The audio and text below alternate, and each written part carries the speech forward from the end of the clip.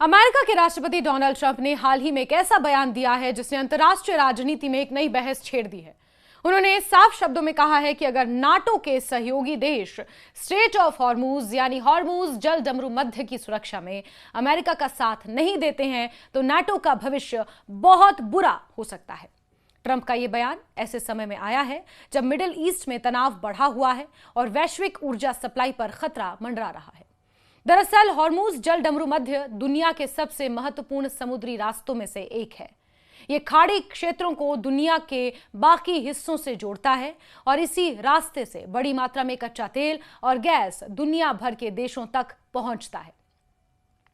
भारत, चीन, जापान और यूरोप के कई देश अपनी ऊर्जा जरूरतों के लिए इस मार्ग पर निर्भर है। ऐसे में अगर इस रास्ते में किसी भी तरह की रुकावट आती है तो पूरी दुनिया की इकोनॉमी इससे अफेक्ट होती है, इंपैक्ट होती है। ट्रंप ने एक इंटरव्यू में कहा कि जो देश इस समुद्री मार्ग से लाभ उठाते हैं उन्हें इसकी सुरक्षा की जिम्मेदारी भी साझा करनी चाहिए, जैसे कि ओमान करता है। उनका साफ कहना था कि अमेरिका अकेले इस बोझ को नहीं उठाएगा।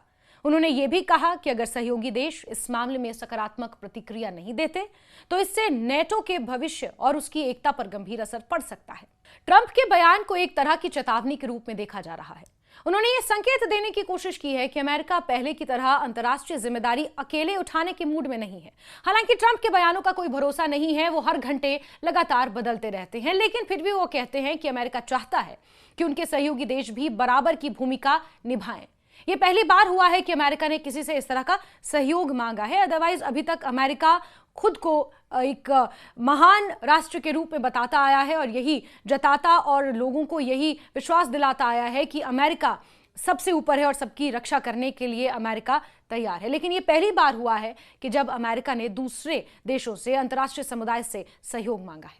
ट्रंप ने अपने बयान में यूक्रेन का उदाहरण दिया। उन्होंने कहा कि रूस के साथ संघर्ष के दौरान अमेरिका ने यूक्रेन की काफी मदद की, जबकि उसके सहयोगियों की भूमिका सीमित रही। उन्होंने ये सवाल उठाया कि जब अमेरिका दूसरों के लिए आगे आता है तो क्या दूसरे देश उसके लिए आगे नहीं आएंगे। ये बयान नेटो के भीतर लंबे समय से चल रही उस बहस को भी सामने लाता है जिसमें अमेरिका बार बार ये कहता रहा है कि यूरोपीय देश अपनी रक्षा पर पर्याप्त खर्च नहीं करते और सुरक्षा के लिए अमेरिका पर ज्यादा निर्भर रहते हैं। ये एक आरोप से कम नहीं है। जब ट्रंप से पूछा गया कि वो सहयोगियों से किस तरह की मदद चाहते हैं तो उन्होंने कहा कि जो भी जरूरी हो वो किया जाना चाहिए। इसमें समुद्र में बिछाई गई बारूदी सुरंगों को हटाने के लिए माइन स्वीपर जहाज तैनात करना भी शामिल हो सकता है। उनका इशारा खाड़ी क्षेत्र में बढ़ती सैन्य गतिविधियों की ओर था, जहां ड्रोन और माइंस जैसे खतरों का इस्तेमाल बढ़ रहा है। ट्रंप ने यह भी कहा कि यह देखना दिलचस्प होगा कि कौन सा देश इस छोटे से प्रयास में अमेरिका का साथ नहीं देता। उनके अनुसार हॉर्मूज स्ट्रेट को खुला और सुरक्षित रखना पूरी दुनिया के हित में है, इसलिए इसमें सहयोग करना सभी देशों की जिम्मेदारी है।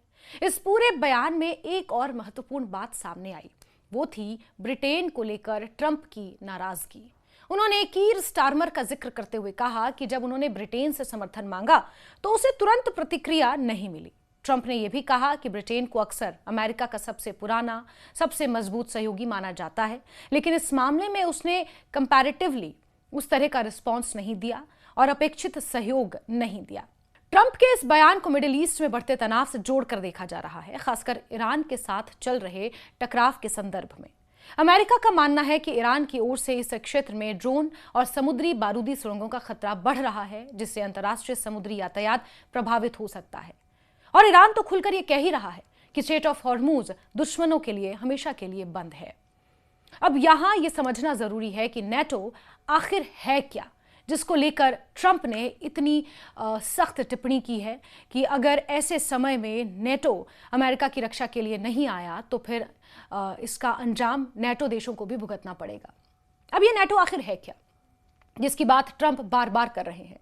नेटो यानी North Atlantic Treaty Organisation, NATO एक सैन्य संगठन है, एक सैन्य गठबंधन है जिसकी स्थापना 1949 में हुई थी। इसका गठन द्वितीय विश्व युद्ध के बाद यूरोप और उत्तरी अमेरिका के देशों की सामूहिक सुरक्षा सुनिश्चित करने के लिए किया गया था। इसका मुख्य उद्देश्य यह है कि अगर किसी एक सदस्य देश पर हमला होता है तो सभी सदस्य देश यानी कि यूरोप और नॉर्थ अमेरिका के जितने भी देश हैं मिलकर उसकी रक्षा करेंगे। इसे सामूहिक सुरक्षा का सिद्धांत कहा जाता है।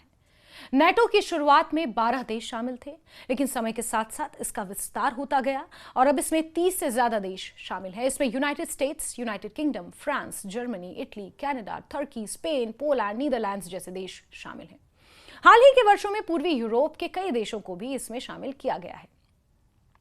नेटो का मुख्य काम अपने सदस्य देशों की सुरक्षा सुनिश्चित करना, सैन्य सहयोग बढ़ाना, वैश्विक स्तर पर शांति बनाए रखने में योगदान देना है।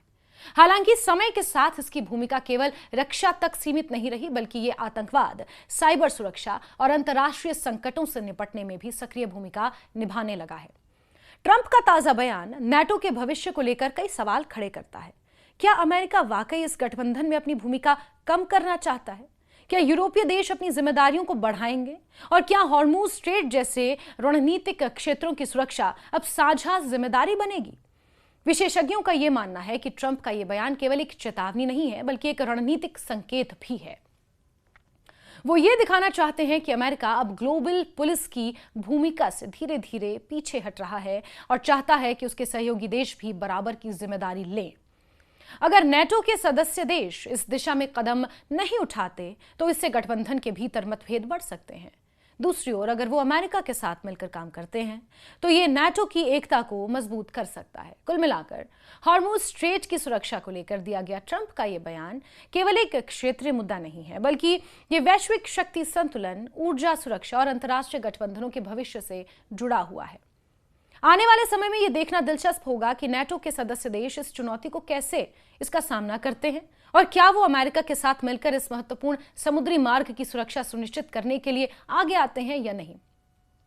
लेकिन कुछ विश्लेषकों के साथ साथ कुछ आलोचकों का यह भी कहना है कि अमेरिका इस बात को समझ चुका है कि वो अकेले स्ट्रेट ऑफ हॉर्मुज जैसे रणनीतिक रास्तों की रक्षा और सुरक्षा करने के लिए सक्षम नहीं है और यही कारण है कि नाटो जैसे देशों पर दबाव बनाकर वो इस तरह का सहयोग मांग रहे हैं।